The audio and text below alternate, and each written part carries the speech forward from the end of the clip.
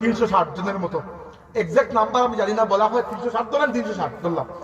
এদেরকে সাথে নিয়ে শাহজালাল রহমতুল্লাহ আলাইহি এই জিহাদের সঙ্গী হলেন। অতঃপর শাহজালাল রহমতুল্লাহ আলাইহি পীরও ছিলেন, মুজাহিদও ছিলেন। এরপরে তিনি সিলেটে তিনি যেটা চিন্তা করেছেন, যেটা আমি খেয়াল করলাম, তিনি গৌর গোবিন্দকে তাড়িয়ে দিয়ে বেকার বসে থাকেন নাই। তিনি বুঝতে পেরেছেন সিলেট যদিও দিল্লি সালতানাতের অধীনে আছে, মুসলিম একটা শাসন ব্যবস্থার অধীনে আছে, কিন্তু খালি রাজনৈতিক ভাবে মুসলিম শাসন ব্যবস্থা থাকলেই হবে না। সমাজে যদি আমরা ইসলামকে পরিপূর্ণভাবে প্রত্যেকটা মানুষের ঘর পর্যন্ত পৌঁছে দিতে না পারি, কালকে এদেরকে অন্য কেউ ইসলাম থেকে বের করে নিয়ে যাইতে 2 মিনিট সময় লাগবে না। এটার উদাহরণ আমি এরকম দেই যে দেখেন, আপনি এখানে একটা ধরেন এখানে একটা গাছ দেখতে পাচ্ছি আমি, গাছটা 2 ভাবে থাকতে পারে, হয়তো হতে পারে এরকম আপনি একটা টবের মধ্যে গাছ লাগিয়ে আপনি এখানে রেখে দিয়েছেন, দেখতে গাছের মতো সুন্দর, কিন্তু এই গাছের শেকড়টা মজবুত নয়, কারণ শেকড়টা মাটির মধ্যে পুঁতা নয়।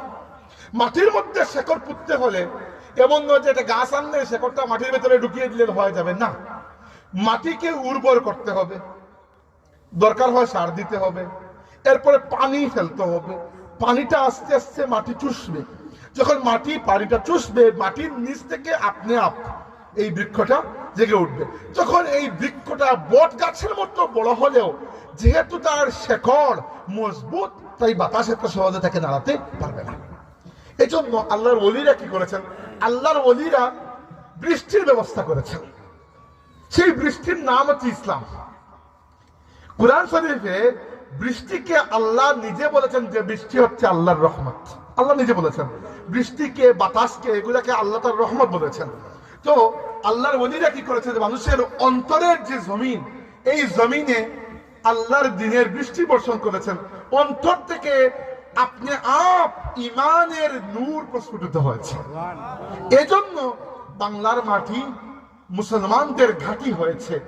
নইলে আপনি চিন্তা করুন, আসাম, বাংলাদেশ আর কলকাতা, পশ্চিমবঙ্গ আর ত্রিপুরা, এই 4টা এলাকা মূলত বাংলাভাষী মানুষ, দুনিয়াতে বাংলাভাষী মানুষ এই 4টা এলাকায় পাওয়া যায়। ত্রিপুরা, আসাম, মানে বৃহত্তর আসাম, বৃহত্তর ত্রিপুরা, পুরো বাংলাদেশ, আর এদিকে পশ্চিম বাংলা বা কলকাতা। কলকাতা বলতে কলকাতা শুধু শহর নয়, পুরো পশ্চিম বাংলা, হুগলি, মুর্শিদাবাদ, কাছাড়, কলকাতা, ইত্যাদি ইত্যাদি, ওগুলো। এই বাকি 3টা এলাকা বেশিরভাগ মানুষ হিন্দু।